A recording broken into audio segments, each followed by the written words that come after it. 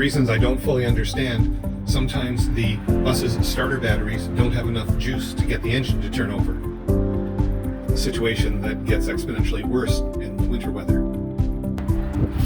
Possibly when the key is turned off, some relay fails to disengage, keeping some vampire load draining the batteries. The starter batteries are not new, but they were tested a few months ago and were in good shape. I've been managing the problem of that phantom drain by disconnecting the ground connection to the battery bank when I'm not driving the bus. But it's really inconvenient to have to slide this out each time to connect it and disconnect it, particularly when you're parked over a puddle. When the bus won't start, I've been using this fairly beefy charger powered by the generator at the back of the bus. When there's a puddle outside the battery compartment, it's a real pain to find a place to put this to charge the batteries. Ideally, it would be great if this charger could remain inside the passenger compartment. I have this 60 amp DC to DC charger from Energy.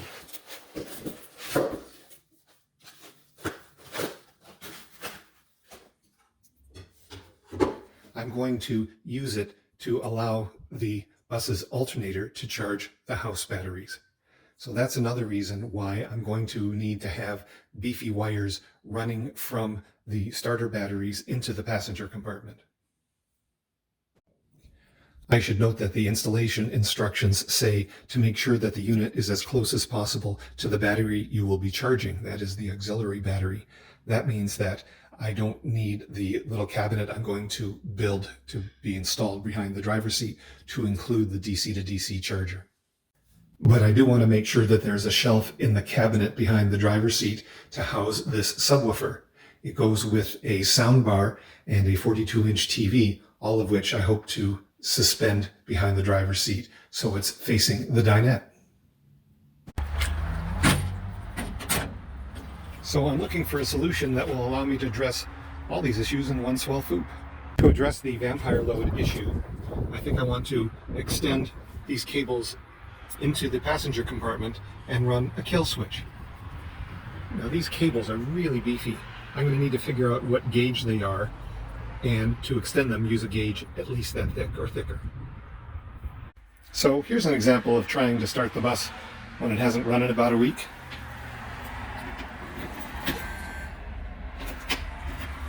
Just nothing. Here's hoping that the generator starts more reliably than the bus.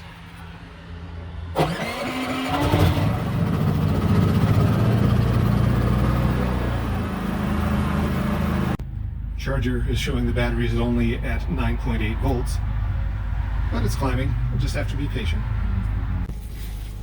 This display here says that the current battery charge is 0%. Ooh, it's climbing. Switching to voltage, we're now at 12.5. It's perhaps 20 minutes later and the battery is still only at 10%, but fortunately today is a good bit above freezing.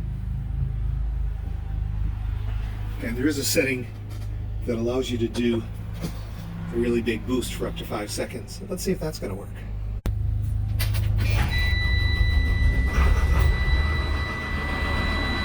Well, that's great news. I've got the bus parked in my driveway, which doesn't feature 1.5 inches of ice water, so I can climb under the bus and see what's going on behind the battery compartment. The black ground cable comes through a hole in the back of the battery compartment and is just bolted to the main frame. The red cable, positive, which is so soiled it scarcely looks red, continues forward apparently to the engine compartment. I need a solid connection point where I can attach the thick negative cable to the frame of the bus, and I also need a couple bus bars. I've looked at bus bars available from Amazon, and I just don't know that they're beefy enough for the cranking current that could come out of both those batteries combined. I have some 1/4 inch thick plate steel, and I propose to use it to make both an attachment point to the frame of the bus and a positive and negative bus bar. what they look like will be clearer a little further along in the build. I find it easier to drill holes before cutting metal into small pieces because it's hard to hold small pieces still on the drill press. So I'm going to do the drilling first and then the cutting.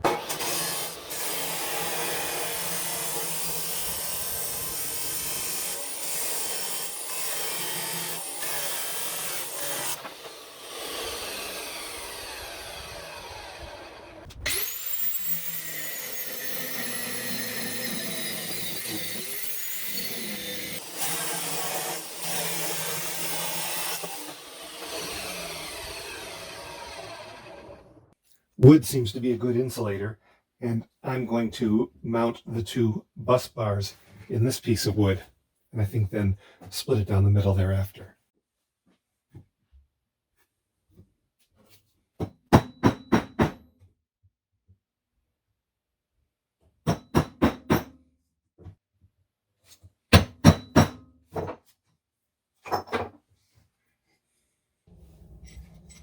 There will be bolt heads protruding through the bottom, and I'm going to want them to be recessed so that the metal can be flush with the top of the wood.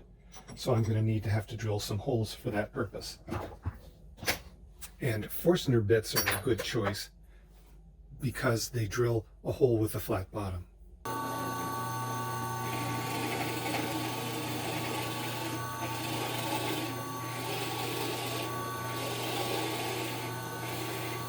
The holes are all drilled.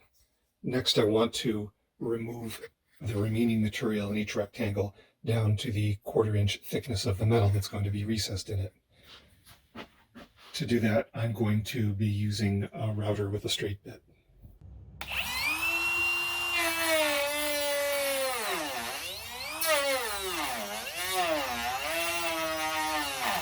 The drilling and routing are complete, and the plates sit more or less flush with the wood now. I need to find a way to permanently attach these 3 bolts to the plate. The most obvious way is to use nuts, as I have temporarily here, but to maximize electrical connectivity, I'm going to want this ring terminal to sit flush against the plate rather than sitting against a nut like that. So instead of using nuts, I'm going to flip it over and spot weld each one of these bolts in place.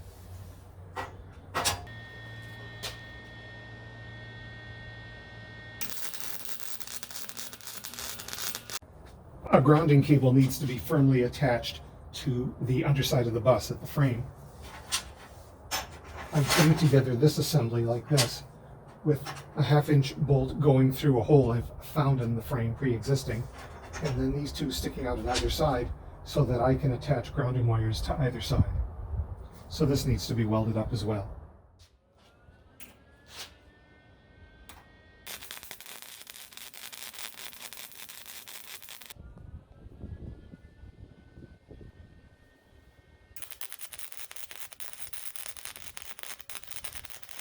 Well, I've finished this assembly.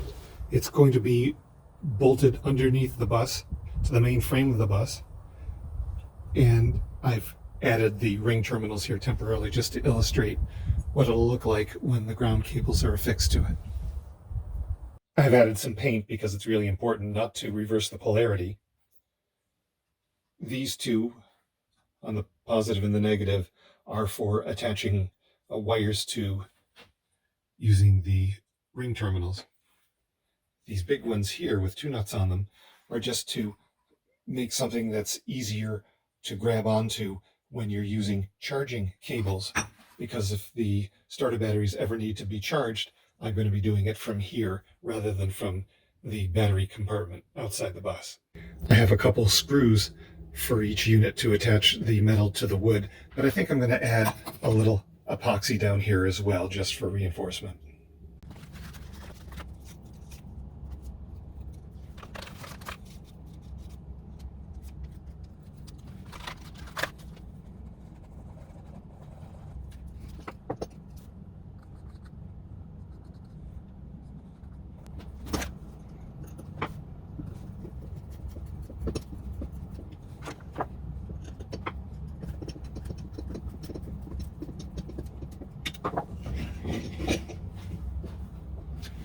That ought to do it. It's December 8th, 2022, and a mild one at that here in Ontario at about 15 degrees Celsius, at least inside the bus, and not that much colder outside. Despite that, I had to use the generator and this charger to charge the starter batteries for almost an hour to get the engine started. The purpose of my trip was to make it here to the dealership to get 2 new starter batteries, a kill switch, and some cable. While the batteries were charging, I used the time to apply the remainder of the kill mat I had to the 2 rear wheel wells using every last scrap, but at least I don't have to spend $100 and buy a new box of them. I've marked with green painter's tape the windows that tend to drop from the closed position whenever you rattle down the road. Fixing that is a project for another day. I expect those parts to be heavy, so I brought this folding wagon, which has done great surface hauling grandchildren around and should work here too. Out with the old, in with the new. I'm under the bus. This box is where the batteries go. There's a pre-existing hole here to which I want to affix this, because this is where everything's going to be grounded to eventually, I believe. But I want a good metal-to-metal connection, so I've got to get the grime off around that hole. If this wire brush doesn't do the trick, I'll switch to the grinder. The wire brush did the trick. Turned out there was no access from behind with respect to this pre-existing hole, but there was for this one, so that's where I bolted it. Here is the beefy kill switch I just bought. I want to use it to completely disconnect on the negative side all the loads on the starter batteries. The main load appears to be here, the thick wire, which goes to the frame and is grounded there. But there appears to be an additional load here, and that could be the parasitic load, so I have to make sure that's disconnected too. I propose to achieve that by, instead of connecting it directly to the negative terminal of the battery here, connecting it to the frame. And so it will be connected to the battery when the kill switch is in the on position. Let's see if I'm right about this. There, it's now grounded to the frame of the bus. I've removed the 2 jumper cables, if that's what they're called, that bridge the batteries together in parallel. Now to remove the old batteries and put the new ones in their place.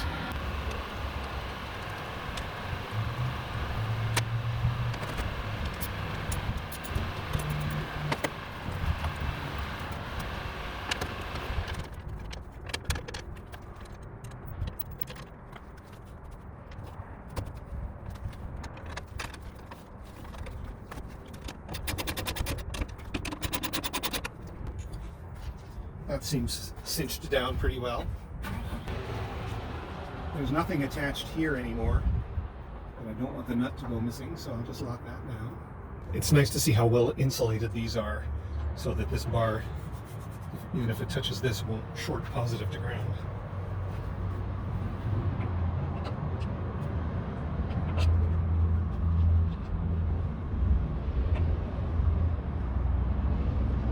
They're not quite lined up, so I think I have to loosen this so I can adjust the distance between the batteries.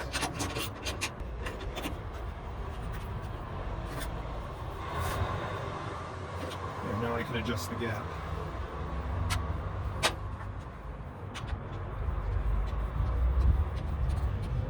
The takeaway for me is to put this on last.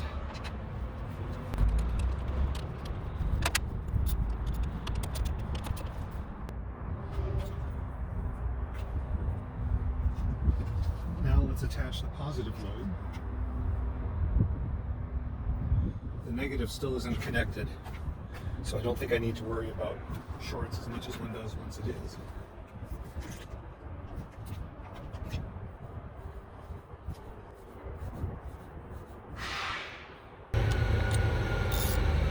Now we'll tighten these.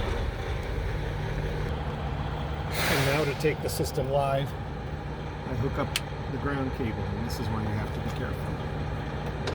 So here's a critical test. Does the bus start? Well, that's good news.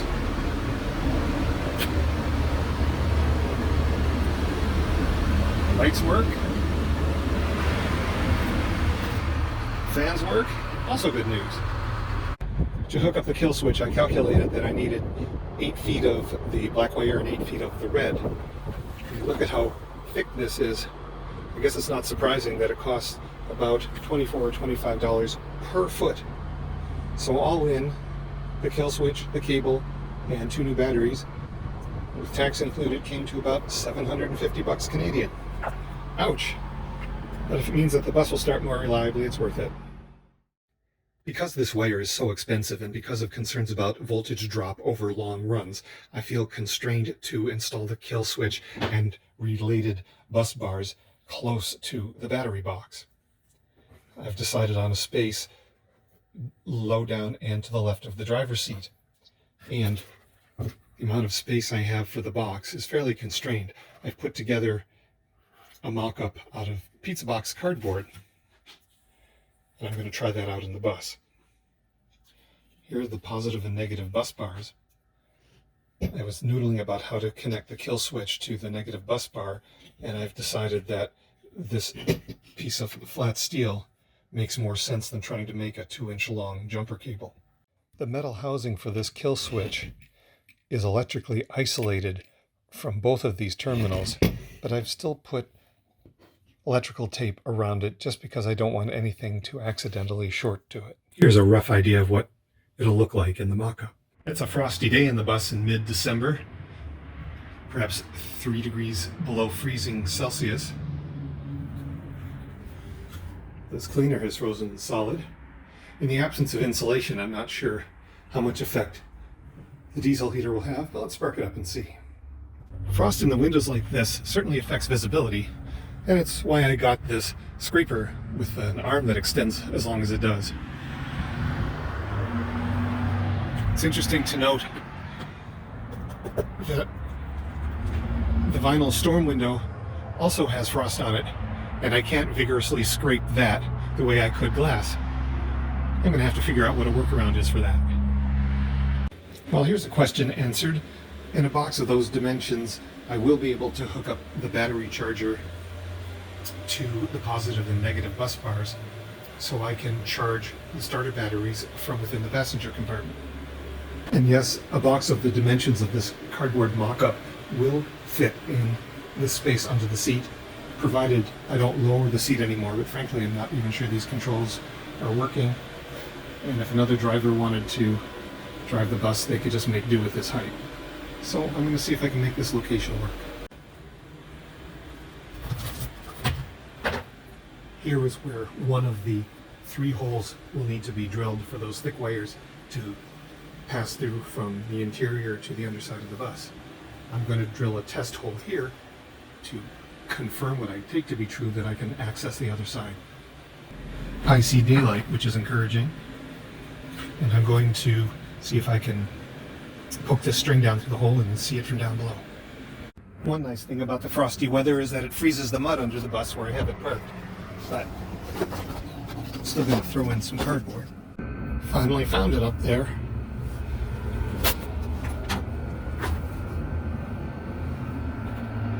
There it is. It'll be a bit awkward to snake the cables up there, but I can do it. Let's have a look in the battery compartment under the bus. If all I wanted to achieve was to have a kill switch that interrupted the connection between the ground and the negative battery terminal, I wouldn't need to mess with positive at all. But I also want to be able to charge these batteries from inside the bus, and ultimately I want to be able to connect the DC to DC charger that will allow me to charge the house batteries from the alternator. So that means I do need to run the cable from the positive side as well as the negative, and that means I'm going to need to drill one more hole in the back of this compartment to accommodate the new positive cable. I've drilled the hole, And you can see it features nice sharp edges, which over time would scrape away at the insulation of the cable I'm going to put through it. What I've come up with to prevent that is a bit of conduit and some hose clamps, and I'm going to sandwich the sheet metal back there between two hose clamps. First, I'll insert it from the inside here, and then snug down the hose clamp on this side. The cable is going to have to run through here, and then up to there where you see the string. In a little more than half an hour, the diesel heater has raised the interior temperature from about -4 to +2, which is not bad for no insulation. But it's time now to shut the thing off and go build the box in the workshop.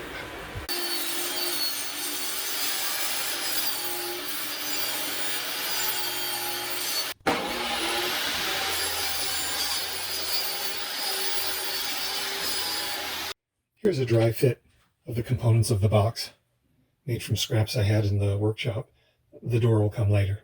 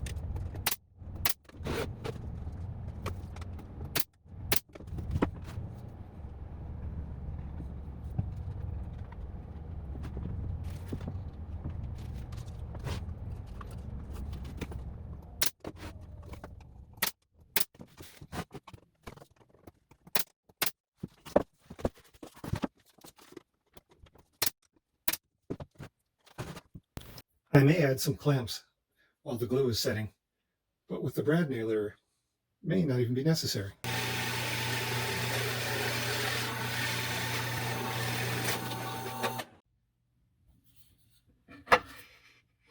Yep, that lines up pretty well. I'm going to attach these bus bars to the back of the box with screws. I want to make sure that the screws going in the back here don't hit the heads of these bolts or hit those screws.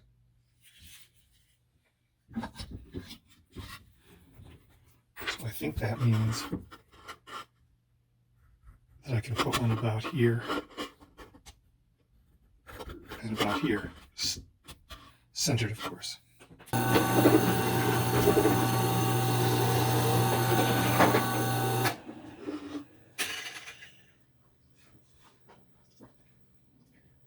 No one will see them, but it's nicer if the screw heads are countersunk flush.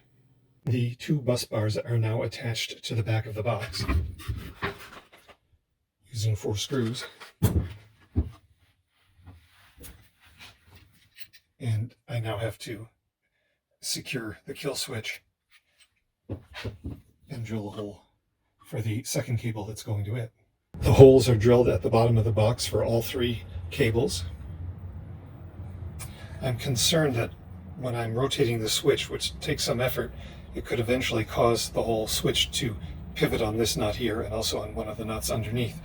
So I'm going to be gluing to the back this piece of wood that one of the 2 terminals on the bottom of the switch is going to nestle into the hole I drill here, hopefully to keep the whole thing from pivoting.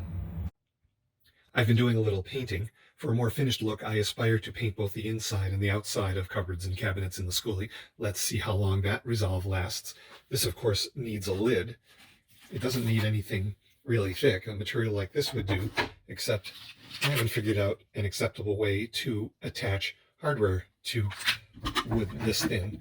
Let's suggest choosing something more massive just so I have some edge grain for it. And plywood suggests itself, but I really hate exposed edge grain,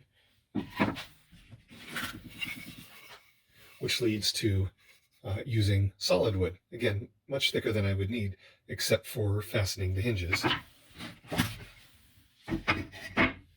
And this is what I've ended up with, now to attach the hardware. That's one hinge installed.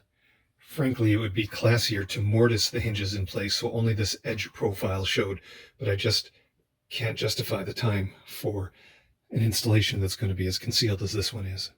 Well, here's the box with the hardware attached. I wanted a fastener that would close with some tension, and this one does that. Down the road, when I hook up the DC to DC converter so that the alternator can charge the house batteries when the engine's running, I'm going to need a place for the cables going to that DC to DC converter to enter the box somehow. I haven't currently provided for that. Typically, one would use some sort of strain relief like this that can be found around electrical panels. This wall is a bit too thick to easily accommodate it, but I'll figure out something at the time. It's installation day for the starter battery kill switch, and my inclination was to grumble that I'm obliged to do it on a cold and snowy day. I'm better served by an attitude of gratitude, so I'm reframing it as, even though it's cold and snowing, I still am able to work on the bus. Except, at the moment, I'm not, because the lock is frozen shut. And the little container of de-icer I got last season is strategically located God knows where. I've got a heat gun and an extension cord conveniently stored in the bus where I can't reach it. But I brought an extension cord and a hairdryer from home, so let's spark up the generator and see if that'll make a difference.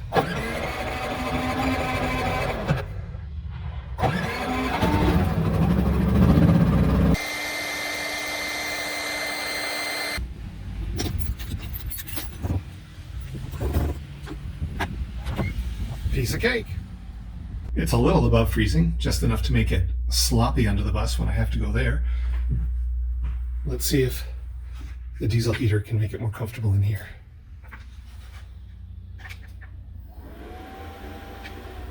It'll never get up to 23 Celsius, but that's an aspirational goal. The box is going under the driver's seat to the right, so a design choice I need to make is whether to have it protrude over the lip a couple inches like this, or have it rest on top of these bolts that hold the seat in place. You can see how fresh these bolts are. It's because at one point the dealership had to remove this seat in order to fix a coolant leak, which leads me to conclude that I shouldn't obstruct those bolts now. That's one hole down, and it's encouraging that I can see daylight, and in particular the ice puddle I'm going to have to navigate in a bit. And that's all 3 holes drilled.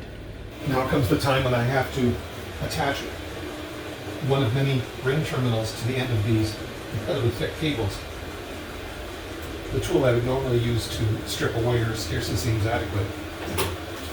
I've got some 1-inch diameter shrink wrap to insulate the terminal once the crimping is done. I saw on the internet someone say that the kind of cheap crimper that you use a hammer on is inadequate for cables of this size, and that if these two became separated, there could be earth in here given all the current, and it could cause a fire. And if it's on the internet, it must be true.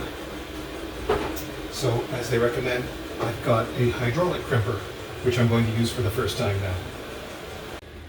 I got the insulation off with a box cutter, and I've never felt more like a mohel. Slip some shrink wrap over it. This seems way too big, but the description says it shrinks by factor of 3, so that ought to work.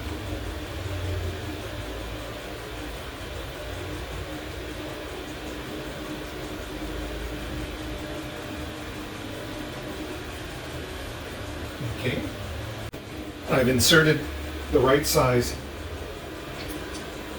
guys. Turn the handle counterclockwise and start pumping.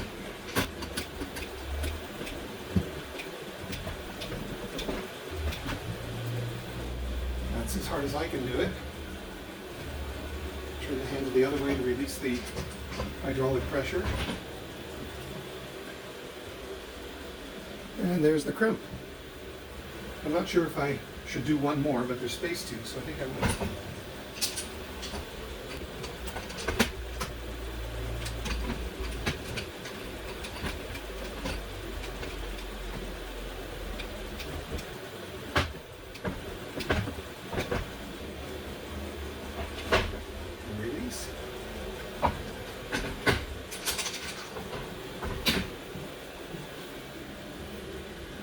on tight. It's beyond my strength to take it off, so that's a good sign. Now for the shrink wrap.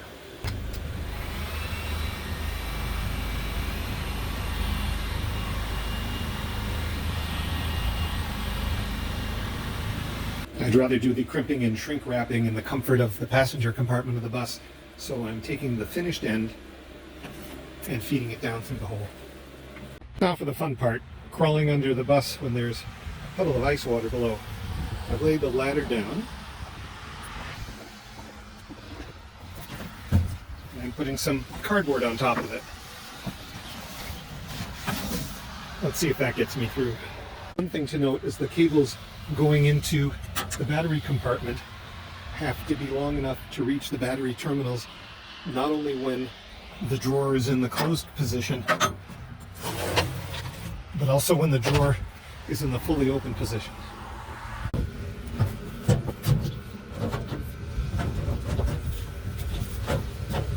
So far so good. I've tied the grounding cable to this string. Let's see if it'll let me pull it up now.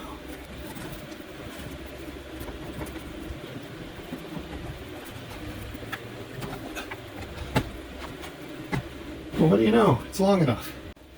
It's pretty obvious the wire cutters I normally use for wiring won't stand a chance against cable this thick. So I've mounted a metal cutting blade into this multi-tool, and we'll see if we can cut through it that way. I've also taped a screwdriver to the cable so it doesn't fall through the hole.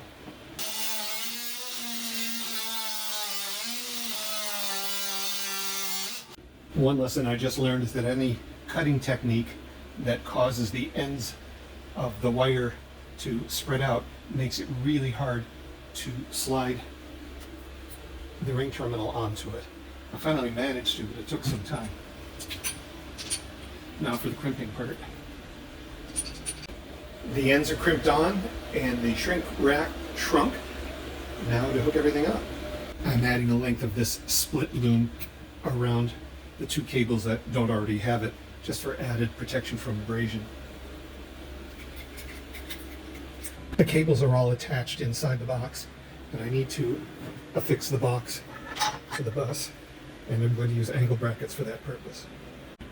Well, unless I kick the box every time I sit in the driver's seat, a possibility I can't rule out, this seems fairly firmly attached. The cables are now hooked up to the batteries. I recall from videos I've watched about setting up solar panel systems that to take best advantage of a battery bank, the cables ought to go to battery terminals at the opposite end of the bank. It's all hooked up. With the kill switch in the off position, this outlet, which is on the hot side of the ignition, is still dead, as it should be. Try to start it. Nothing, as it should be.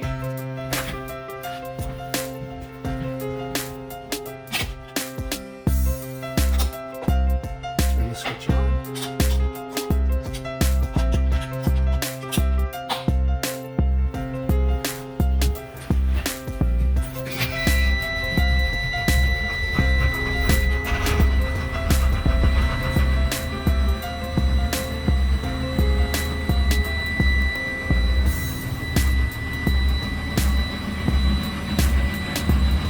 That's just the result I was going for. We'll put this one in the win column and move on to the next project.